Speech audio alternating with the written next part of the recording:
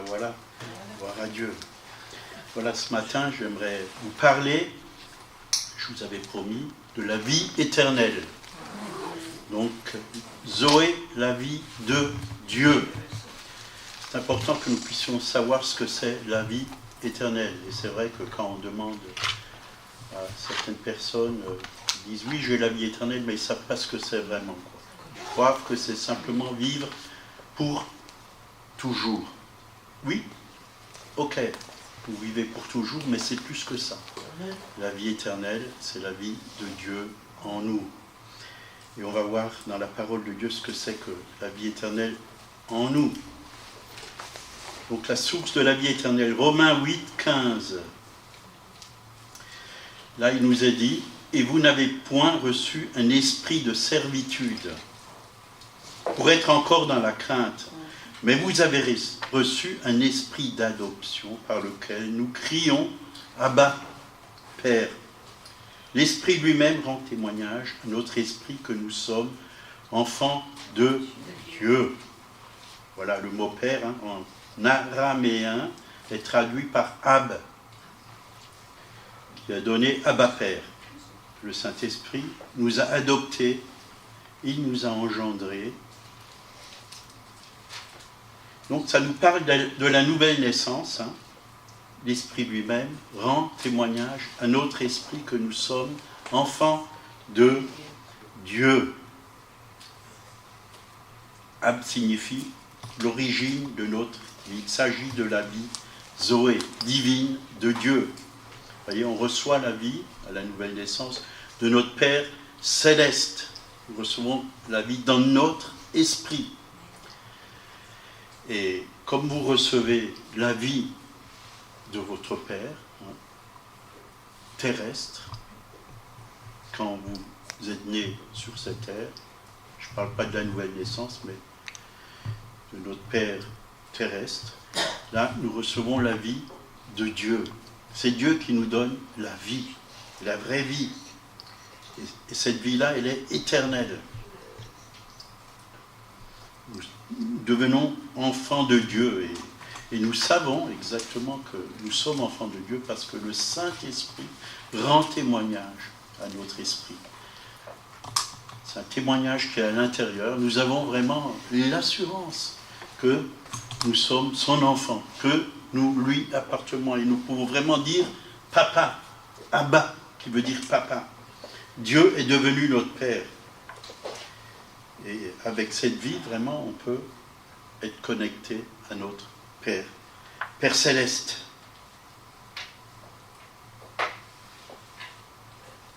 Donc c'est notre Père qui nous a donné la vie éternelle.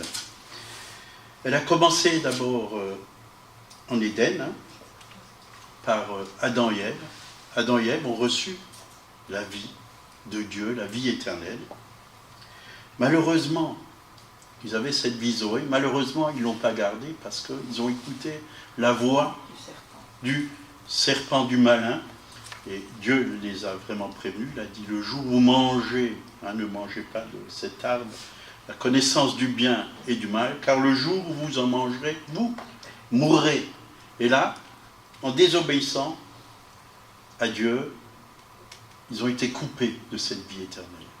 Et ils ont eu une autre vie qui venait du malin, parce qu'ils se sont branchés, ils ont écouté le malin, ils se sont branchés au malin, et le malin leur a transmis une autre vie. Le voleur ne vient que pour voler, égorger et détruire. C'est un menteur, c'est un voleur. Et c'est le prince de la mort. Satan est le prince de la mort. Jésus est le prince de la vie. Ils se sont coupés. Et vraiment, on a besoin de rester en Christ pour recevoir la vie de Dieu. Que nous puissions vraiment vivre cette vie abondante. Zoé, c'est la vie abondante de Dieu. C'est-à-dire qu'on en a tellement, on reçoit tellement de vie de Dieu qu'on peut en communiquer aux autres. On peut en communiquer aux autres. Et les paroles de Dieu, c'est pas, Jésus l'a même dit, mes paroles sont esprit et vie. Elles contiennent la vie de Dieu et on peut communiquer cette vie autour de nous. Et ça, c'est vraiment une bonne nouvelle. Donc Adam et Ève ont chuté, ils ont perdu la nature divine, ils sont morts spirituellement. Et même en tant que chrétien, si on désobéit à Dieu, qu'on ne vit plus avec le Saint-Esprit, je crois qu'on peut perdre aussi notre salut. Si on vit à côté, si on écoute le malin, si on est dans la désobéissance, dans la rébellion, si on reste là-dedans, on peut perdre aussi notre salut. Le salut, la Bible dit de travailler à votre salut. C'est quelque chose que nous devons travailler jour après jour, recevoir de Dieu, recevoir sa parole, recevoir sa révélation, recevoir sa direction, recevoir la vie, recevoir la sagesse, recevoir l'amour et tout ce que Dieu veut nous communiquer. Et on peut bien commencer, mais on peut mal finir. Adam et Ève ont bien commencé, mais ils ont mal fini. Ils se sont coupés de Dieu et conséquence, le péché est venu sur la terre. Avec le péché, la malédiction, la mort est venue. Et même en tant que chrétien, on peut perdre notre salut si on ne veille pas. Et nous devons vraiment veiller.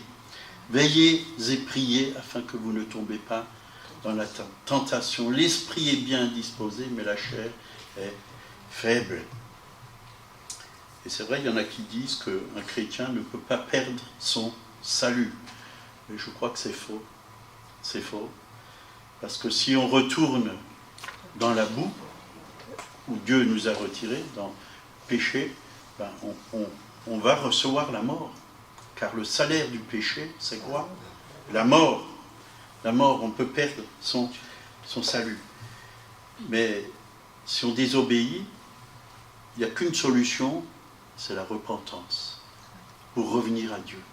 Dieu nous donne toujours une chance, ou deux, ou trois, pour qu'on revienne à lui. Si tu reviens avec un cœur repentant, Dieu veut te pardonner, Dieu veut te laver, Dieu veut te purifier. Mais il faut faire attention parce qu'il y en a qui vont tellement loin qu'il n'y a plus de retour.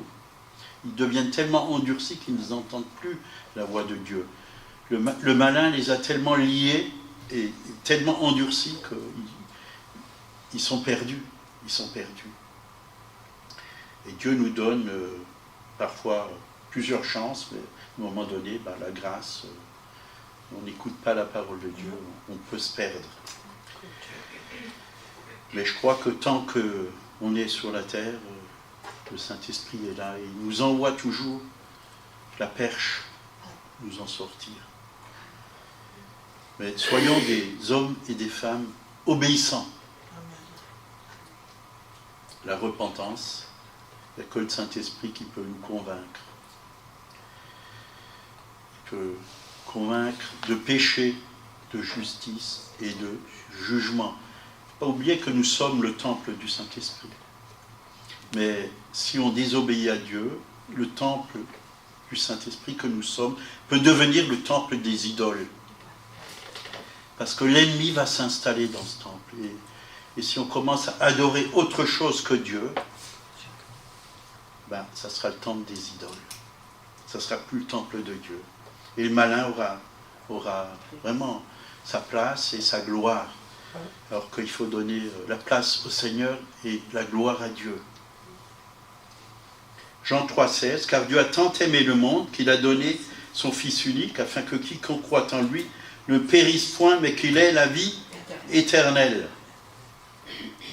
Donc si vous êtes né de nouveau, vous avez la vie éternelle dans votre esprit. Et cette vie éternelle, elle se manifeste aussi dans votre âme et dans votre corps. Parce que ce que Dieu met dans notre esprit, il la répand dans tout notre être. Donc la même vie qu'Adam possédait au commencement et que Jésus avait lorsqu'il est venu sur terre, c'était la vie éternelle En grec, elle s'appelle Zoé. C'est la vie de Dieu, la vie qui dure pour l'éternité.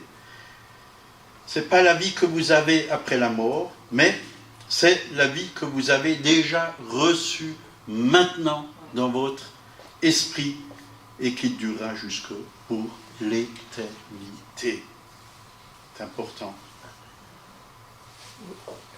Et c'est cette vie que transportait Jésus et c'est cette vie que nous transportons.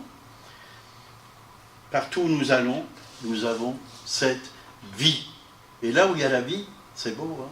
Regardez même dans la nature, où il y a la vie, hein? Surtout le printemps, vous entendez les oiseaux siffler, vous voyez les papillons voler, et tout est beau. Quand il y a la vie, c'est beau. C'est beau. On a besoin de la vie. Et c'est puissant. La vie, c'est puissant. Et quand vous voyez la vie qu'il y a dans la nature, ben ça ne cesse de grandir, de pousser, d'aller en maturité, quoi. Et c'est pareil dans notre vie. Quand on a Christ en nous, cette vie s'épanouit en nous.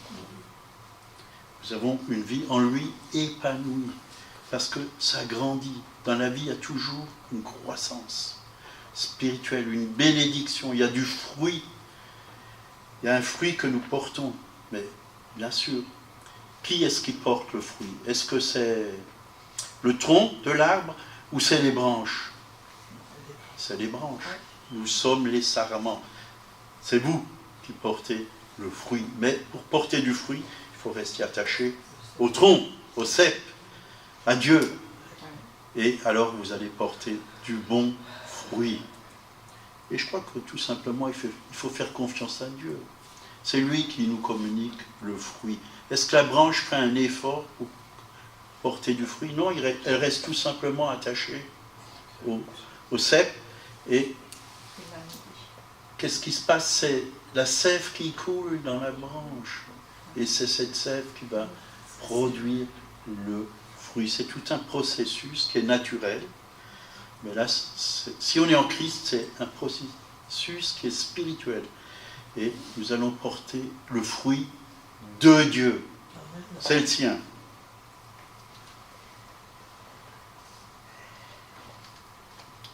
Donc la vie n'a rien à voir avec la mort.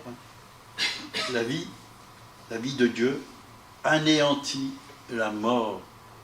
Pourquoi les gens sont guéris? Bien souvent, quand on prie pour eux, ils sont guéris. Parce que la puissance de la vie de Dieu détruit la mort. La maladie, ça fait partie de la mort. Le diable, pourquoi on peut chasser?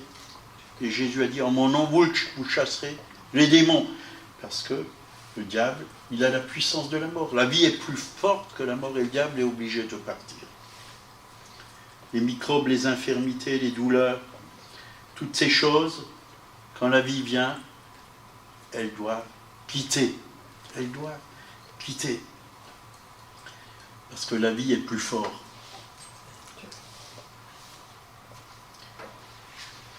Et je pense à Jésus. Il avait la vie en lui. Quand le lépreux est venu, il l'a touché et la lèpre est partie. Vous voyez? Mais Jésus n'a pas attrapé la lèpre, mais humainement. Quand on touche quelqu'un qui a la rougeole ou la varicelle, ou quelqu'un touche devant vous et vous respirez ces microbes, vous attrapez la maladie. Vous attrapez la lèpre. Un lépreux, il devait pas... un lépreux, il devait être à part. Il n'avait même pas le droit de sortir parce qu'il était contagieux. Mais la puissance de la vie est plus forte. Beaucoup plus forte. Et c'est vrai, la vie règne. La loi, il est écrit dans Romains, chapitre... je crois que... Attendez, j'ai marqué... On va lire ça. Romains, je crois que c'est chapitre 8, verset 2. Hein. Romains 8, verset 2. En effet, la loi de l'esprit de vie m'a affranchi de la loi du péché et de la mort. la loi de l'esprit de vie. Le règne de l'esprit et le règne du péché. La loi du péché et de la mort. Il y a deux règnes, celui de l'esprit de vie et celui du péché et de la mort. Alors, quel règne laissez-vous régner en vous? Celui de l'esprit de vie ou celui du péché et de la mort? Sur quoi êtes-vous branché? Quand on est branché au Saint-Esprit, on est vainqueur. On est triomphant sur la puissance de l'ennemi, sur la mort, sur le péché et sur la maladie, parce que Jésus a déjà tout accompli. Il a déjà porté nos maladies à la croix de Golgotha. Je crois qu'il faut être très clair dans notre esprit, dans nos pensées. Bien souvent, aujourd'hui, on attrape la grippe. Et pourquoi on l'a attrapée? Parce qu'on l'a attrapée. Il ne fallait pas l'attraper. On n'est pas sous ce règne. On dit, ah ben la grippe est là, attention, on va attraper la grippe. Et on prépare le terrain pour l'attraper. Ce que je crains, c'est ce qui m'arrive. Job l'a dit, et c'est vrai. On l'attrape, mais pourquoi l'attraper? Moi, je préfère attraper la santé, rester branché à la santé, et garder la santé. Je ne veux même pas attraper la guérison, je préfère rester et garder la santé. Je n'ai pas besoin d'attraper la guérison, puisque je suis déjà guéri dans les meurtrissures de Jésus. Alors, l'Église a besoin de changer de mentalité. De mentalité. Savoir qui est vraiment Dieu, qui nous sommes en lui. Et bien souvent, l'Église, elle a les mêmes problèmes que le monde. Elle vit comme le monde, elle pense comme le monde, elle parle comme le monde, elle agit comme les gens du monde. Alors que Dieu nous a donné quelque chose de totalement différent, qui est contraire à la pensée du monde. La parole de Dieu est 100% contraire. C'est comme les saumons, ils marchent à contre-courant. Et ils nagent plutôt à contre-courant. Ils nagent à contre-courant. Nous devons nager à contre-courant. Et ça, c'est pas facile. C'est pas facile. Et je crois que c'est toute une école, c'est tout un apprentissage. D'ailleurs, apprenti veut dire disciple. Nous sommes des disciples, des apprentis. Et nous devons apprendre de Christ. Nous devons marcher comme Christ a marché. Est-ce que Christ était vainqueur sur le péché? Est-ce qu'il était vainqueur sur la maladie? C'est des questions qu'il faut se poser. Est-ce qu'il était découragé? Est-ce qu'il était malade? Dépressif? Christ était toujours attaché au Père. On n'a pas trouvé en lui de péché. Au contraire, il a pris sur lui nos maladies. Et dans ses meurtrissures, nous avons été guéris. Je crois que nous devons apprendre à vivre comme lui. Alors vous allez me dire, mais nous sommes des êtres humains. Mais Christ, il avait la même nature que nous. Exactement la même nature. Seulement, il n'avait pas de péché. Nous, on a péché. Mais Christ est venu pour nous racheter du péché. Le problème du péché, pour le chrétien, est réglé normalement à la croix de Golgotha. Parce qu'il a payé pour nos péchés. Il nous a lavés de nos péchés par son sang. Il nous a purifiés. Pourquoi reprendre les péchés? Pourquoi revivre sous le péché? Alors qu'il a déjà réglé ce problème. Nous devons apprendre à marcher par l'Esprit. Bien sûr, on est à l'école de Dieu. Vous, comme moi, on a besoin de la grâce, du pardon, de l'œuvre de la croix, jour après jour. Et Dieu nous fait grâce, parce que parfois, on se laisse avoir.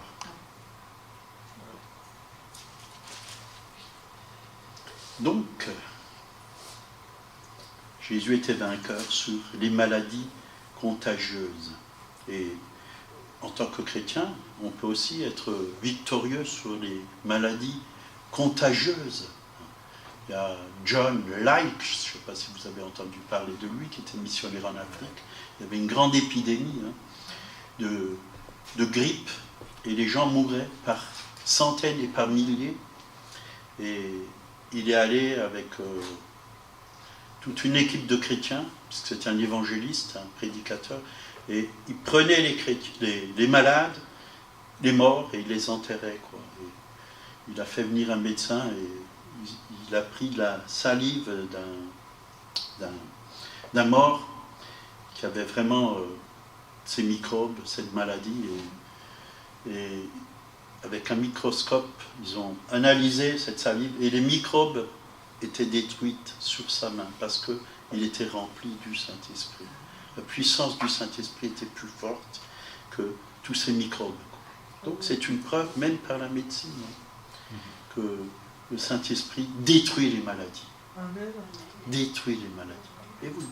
Et quand une maladie vient, prenons autorité au nom de Jésus. Disons, Saint-Esprit, détruis maintenant cette maladie dans mon corps. Détruis ces douleurs qui sont en moi. Moi, je crois qu'on a cette autorité. Et j'ai déjà plusieurs fois expérimenté ces choses. Et Dieu peut vous guérir et enlever toutes vos douleurs. Moi, il m'est arrivé d'avoir des douleurs terribles. Et au moment où j'ai proclamé, ça s'est arrêté, instantanément. Et je me suis levé, tout allait très bien. Parce que Dieu est là. Dieu est là. Donc le premier Adam, il a reçu par la désobéissance la vie du malin. Mais là, dans 1 Corinthiens 15, 45, là il nous a dit, c'est pourquoi il est écrit, le premier homme, Adam, ça c'est le premier Adam, Adam y est, devint une âme vivante, le dernier Adam est devenu un esprit vivifiant, c'est-à-dire un esprit qui donne la vie. Jésus donne la vie. Il a donné sa vie à la croix pour chacun d'entre nous. Et nous avons reçu cette vie. Et nous pouvons aussi donner la vie. Alors j'ai vu dans plusieurs versions. Version du semeur, le dernier Adam est devenu lui-même un esprit animé par l'esprit qui communique la vie. Version Taube, c'est ainsi qu'il est écrit, le premier homme, Adam, fut un être doué de vie. Le dernier Adam est un être spirituel donnant la vie. Un être spirituel donnant la vie. Ça, c'est la nouvelle création. Si nous sommes en Christ, nous avons accepté Christ, nous sommes des êtres spirituels qui donnons la vie. Le vrai vous, c'est votre esprit. Vous êtes une nouvelle création. Nouvelle création, ce n'est pas le corps. Vous convertissez, vous avez toujours le même corps. Si vous êtes chauve, vous êtes chauve. Si vous êtes roux, vous restez roux. Mais à l'intérieur de vous, vous êtes un être nouveau. Et cet être nouveau, c'est un esprit qui donne la vie. Quand vous parlez, vous communiquez la vie. Alors, communiquez cette vie aux malades. Détruisez la mort qui est dans les malades. Jésus a dit, ressuscitez les morts. Donc, on a des capacités extraordinaires. L'homme nouveau a des capacités extraordinaires. Est-ce que nous utilisons ces capacités que nous avons, ou nous reculons devant les défis que Dieu met sur notre chemin?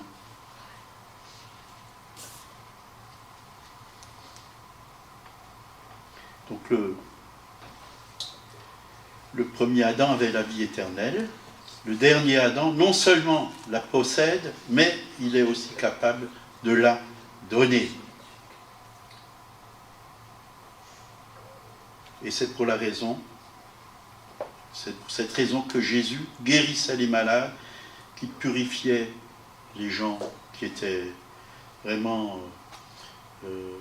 impurs, les lépreux, et il désintégrait les maladies et les douleurs. Pourquoi? Parce que la vie de Dieu, c'est une vie qui est supérieure. Supérieure à toutes les autres vies. C'est une vie de qualité. C'est une vie de puissance. C'est une vie de gloire. Et c'est ça la vie éternelle. Et Jésus pouvait impacter tous ceux qui acceptaient sa parole. Bien sûr, ceux qui refusent, quand on refuse la parole de Dieu, il ne va rien se passer. On a besoin vraiment d'accepter cette parole. Et totalement, tout simplement comme elle nous est communiquée au travers de la Bible. Si Dieu dit que tu es sauvé, alors crois simplement que tu es sauvé. Pas besoin de dire est-ce que c'est vrai, faire toute une étude pour savoir si tu es sauvé. Tu es sauvé parce que Dieu l'a dit. Si Dieu dit t'es guéri, accepte simplement la guérison. C'est tout simple la parole de Dieu. Mais les gens sont devenus tellement compliqués qu'il faut des heures et des heures d'études maintenant pour savoir si tu es guéri. On accepte. Prends par la foi. Merci Seigneur. Ouvre ta bouche, dis merci Seigneur. Tu m'as guéri, j'accepte. Et tu verras l'efficacité de la parole de Dieu.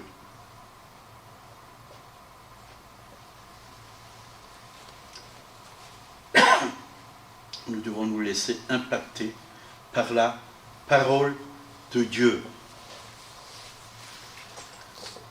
Dans Romains 8, verset 11, « Et si l'esprit de celui qui a ressuscité Jésus d'entre les morts habite en vous, celui qui a ressuscité Christ d'entre les morts rendra aussi la vie à vos corps mortels par son esprit qui habite en vous. » Vous voyez, le Saint-Esprit est en nous et il désire rendre la vie à ce corps-là, parce que c'est ce corps-là qui est mortel. Il est mortel. Un jour, il sera poussière. Tu es poussière et tu retourneras poussière. Et moi, je crois que, j'ai lu des témoignages d'hommes de Dieu qui ont servi Dieu toute leur vie, sont restés en bonne santé toute leur vie, jusqu'à la mort. Et même déjà dans l'Ancienne Alliance, quand vous voyez des hommes comme Caleb, il était jusqu'à 100, je ne sais plus combien, 120 ans, je crois. Il était victorieux, il était en pleine santé. Moïse et plein d'autres. On peut vivre, bien sûr, un jour on va mourir, mais on peut mourir en bonne santé. On peut bien mourir. On peut mourir naturellement, si vous préférez. Amen. On n'est pas obligé de mourir par une maladie.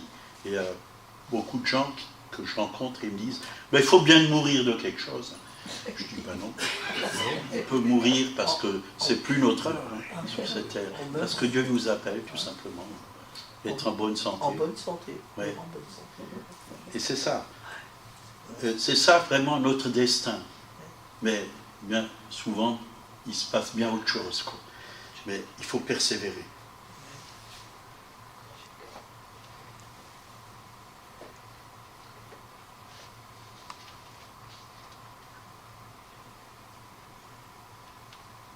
Donc, nous devons faire attention qui nous fréquentons. Si on fréquente toujours des gens qui sont autour de nous, qui sont très négatifs, et si on les écoute, ils vont aussi nous impacter et mettre des choses sur nous. Ils vont mettre des choses sur notre esprit, parce que ce qu'ils proclament, c'est aussi spirituel. Ça peut aussi nous influencer. Mais nous devons plutôt, nous, les influencer par la vie que Dieu a mis en nous, par la puissance que Dieu a mis en nous. Nous devons les influencer.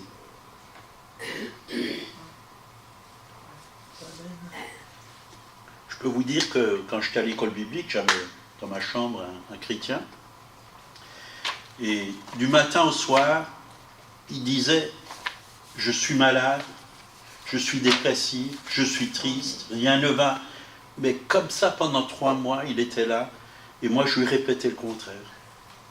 C'est un vrai combat. Mais gloire à Dieu, il a surmonté tout ça. Et puis maintenant, Après, ça allait, quoi. Mais c'était pas facile. Vous savez, si vous avez quelqu'un qui proclame du matin au soir que de mauvaises choses, la vie est triste, c'est pas beau, j'ai plus envie de vivre, je suis découragé. Alors moi je proclamais, je suis en pleine forme, je suis encouragé grâce à Dieu. C'était un vrai combat, comme ça pendant 3 mois. Puis après, au bout de 3 mois, ils l'ont enlevé de ma chambre, ils l'ont mis ailleurs.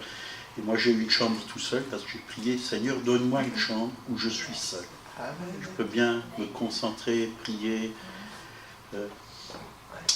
Mais parfois, vous avez des gens comme ça. C'est triste que ce soit un chrétien qui fasse ça, mais les gens du monde, ils sont comme ça. Certains, pas tous, heureusement. Il y a des gens, ils sont là et toujours en train de vous envoyer des mauvaises choses, des mauvaises choses, des mauvaises choses, des mauvaises paroles. Et si vous commencez à accepter ces choses, vous allez devenir comme eux. Vous allez penser comme eux et vous allez croire que ce qu'ils disent, c'est vrai. Alors, il faut faire attention avec qui on travaille. Il faut que ce soit nous qui les influençons, pas eux. Sinon, on va vite être découragé, déprimé. Donc, à force de fréquenter les Adams, si on peut dire comme ça, les Adams, c'est-à-dire des gens qui n'ont pas Christ. Les premiers Adams déchus, bien sûr. Parce qu'il y a le premier Adam qui n'était pas déchu. Ça, c'est bien. Il était bien.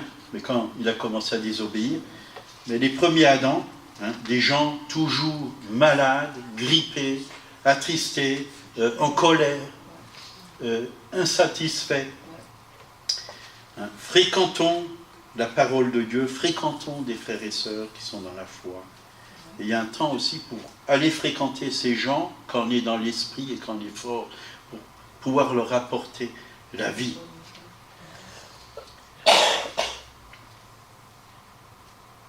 Et je crois vraiment que Dieu a donné des promesses à l'homme, déjà dans l'ancienne alliance, pour la santé. Et là, j'ai pris, par exemple, Deutéronome 7, 14. Tu seras béni plus que tous les peuples. Il n'y aura chez toi ni homme ni femme stérile, ni bête stérile. Vous voyez, même les bêtes. Parmi les troupeaux, l'Éternel éloignera de toi toute maladie, pas simplement certaines maladies, toute maladie. Il ne t'enverra aucune de ces mauvaises maladies d'Égypte qui te sont connues. Donc l'Égypte, ça représente tout ce qui est dans le monde. Dieu ne te l'envoie pas. Mais tu reçois tout de lui, tout du ciel, puisque le chrétien, il est appelé à vivre déjà le ciel ici-bas. Il est appelé à être branché au ciel et recevoir toutes choses d'en haut et d'apporter ce qu'il a eu là en bas. Et c'est ça qui est beau, voyez. Le monde, l'Égypte, Dieu nous garde du monde, de l'Égypte, des maladies, des fléaux, de toutes ces choses. Il est notre protecteur. Il nous protège de toutes ces choses. Il faut savoir se mettre sous son sang précieux. On l'a chanté, très beau chant, sur le sang de Jésus, est suffisant. Mettons-nous sous la protection. L'ennemi ne peut pas passer si nous sommes sous le sang de Jésus. Il ne peut pas passer, parce que le sang de Jésus, ça représente quoi? La vie de Jésus. La vie de Jésus. La vie de Jésus, il ne peut pas toucher à la vie de Jésus, le diable. Et elle est en nous, cette vie de Jésus. Et moi, je proclame que le sang de Jésus coule dans mes veines. C'est la vie de Dieu dans mes veines, dans mon corps, dans tout mon être. Et le sang de Jésus me renouvelle. Chaque fibre de mon être, chaque cellule de mon être. Le sang de Jésus me communique la vie de Dieu, la nature divine. C'est ça, la vie éternelle. Cette vie qui est immortelle, qui est puissante, qui est glorieuse, qui est victorieuse. L'ennemi n'a aucun droit et il ne peut pas toucher à cette vie. La vie de Dieu, c'est la vie la plus haute, la plus aimée, la plus puissante. Et nous avons besoin de cette vie qui s'appelle Zoé. Pas les voitures Zoé, mais la vie divine. Amen. la nature de Dieu. Et la Bible dit que nous sommes participants de la nature divine, dans l'épître de Pierre. Participants. Nous participons à cette même vie. Alors, il y a 3 niveaux de vie. Et il y a un verset qui nous en parle. 2 Thessaloniciens 5, versets 23 et 24. Ces 2 versets nous parlent que le Dieu de paix vous sanctifie lui-même, tout entier, et que tout votre être, l'esprit, l'âme, le corps. L'esprit, l'âme et le corps. Il y a une vie pour l'esprit, il y a une vie pour l'âme, et il y a une vie pour le corps. Soit conservé irrépréhensible lors de l'avènement de notre Seigneur Jésus-Christ. Celui qui vous a appelé est fidèle, et c'est lui qui le fera. Vous voyez, Dieu désire vraiment la santé de tout notre être, de l'esprit, de l'âme et du corps. Donc pour bien saisir le concept de la vie éternelle, il faut comprendre qu'il existe 3 niveaux de vie qui s'expriment par 3 mots différents dans la Bible. La première, bio ou bios. C'est la vie physique. Vous êtes des êtres physiques. Vous avez un corps physique. Il faut l'entretenir. Il faut bien manger, se nourrir sainement, la nourriture qui est bonne. La vie physique, le mouvement, la respiration, c'est la vie du corps, des cellules, des organes. C'est le mot grec bios que vous avez, le terme biologie. Jésus utilise ce mot dans la parabole du semeur pour expliquer comment les plaisirs de la vie. Dans Luc 8, 14, c'est-à-dire les plaisirs physiques, le manger, le boire. Et quand on fait des excès, on peut étouffer cette vie, étouffer la parole qui est en nous.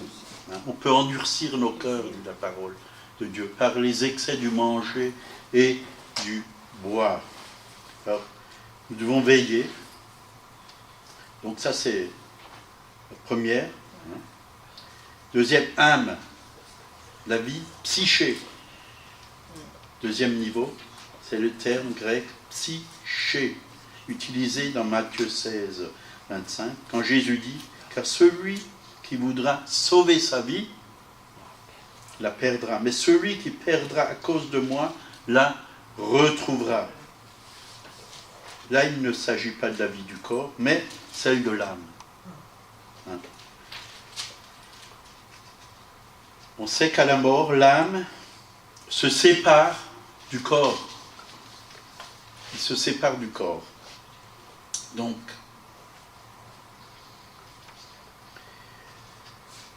alors, à quoi sert de gagner le monde si vous allez perdre votre âme? Notre âme doit être en Christ, attachée à la parole de Dieu. Notre âme doit être vraiment renouvelée par le Saint-Esprit. C'est l'Esprit qui doit influencer notre âme. Ce n'est pas l'âme qui doit influencer l'Esprit. Et c'est pas... L'âme peut influencer le corps, mais sous la puissance du Saint-Esprit. Ça commence par l'Esprit, par l'âme et par le corps. L'âme n'influence pas le corps directement, il influence par le niveau du Saint-Esprit. C'est comme ça que l'âme influence le corps. Et nous devons vraiment savoir que l'esprit, l'âme et le corps sont vraiment en Christ.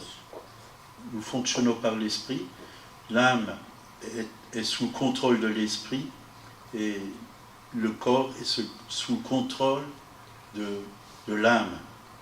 Et c'est comme ça que nous fonctionnons. Parce que au-dessus, il y a l'esprit. Et dans l'esprit, dans notre esprit, il y a Dieu qui habite. Et c'est lui qui règne dans notre âme et dans notre corps. C'est ça, la loi de l'esprit de vie m'a affranchi de la loi du péché et de la mort. Dieu doit régner.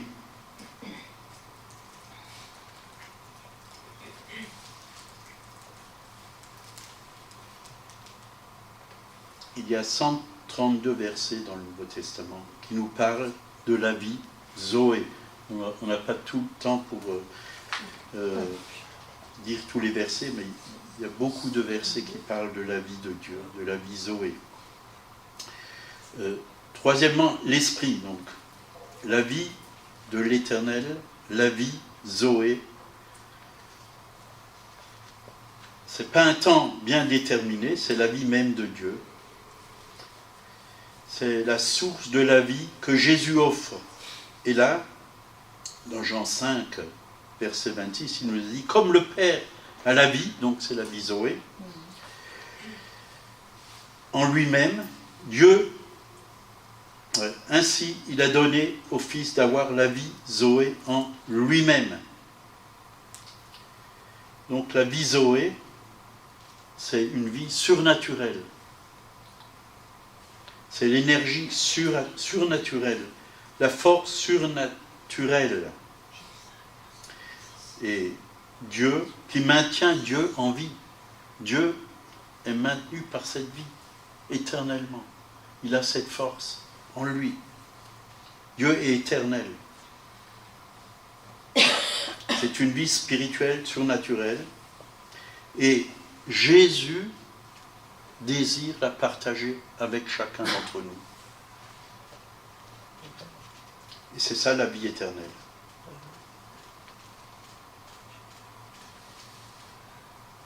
C'est celle de l'Éternel. C'est la vie qui vient de l'Éternel. C'est tout simple, c'est la Bible qui le dit. Comme le Père a la vie, Zoé en lui-même.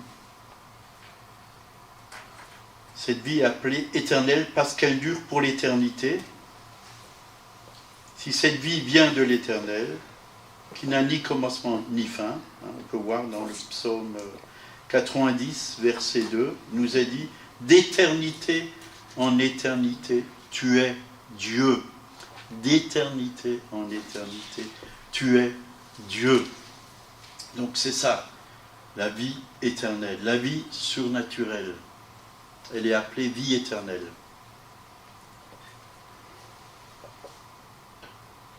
Donc c'est aussi cette vie que Dieu partage avec nous.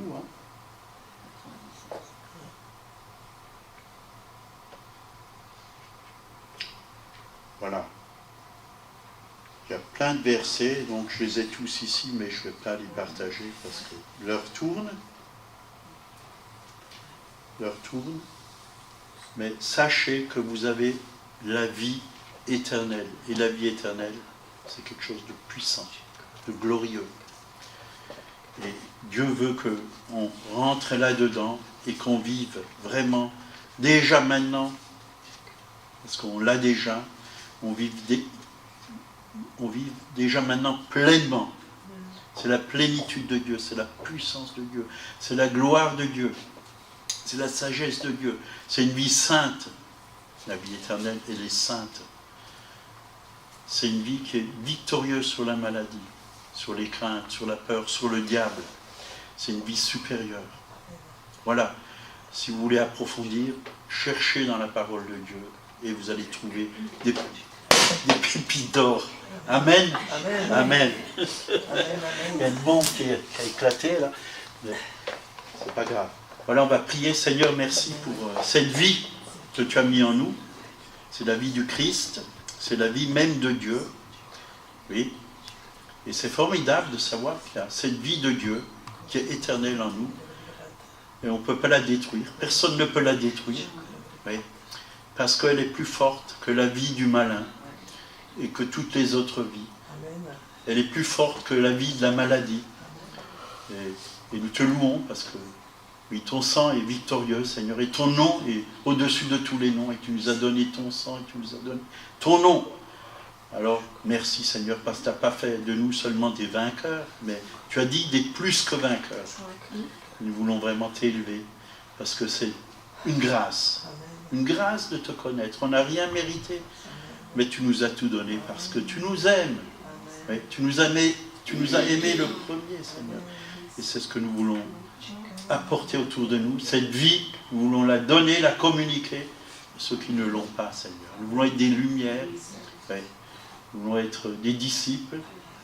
Merci, Seigneur, pour ta parole, qui est la vérité. Continue à ouvrir notre intelligence spirituelle, que nous puissions rentrer, oui, dans tout ce que tu nous as promis, Seigneur, au travers de tes promesses, de ta parole, que ça soit pour nous révélation, que nous ne puissions pas entendre simplement avec nos oreilles naturelles, mais spirituelles, Seigneur, et comprendre les choses comme toi, tu les comprends, et les voir comme toi, tu les vois. Père, c'est au nom de Jésus que nous te le demandons. Amen. Amen. Amen. Amen.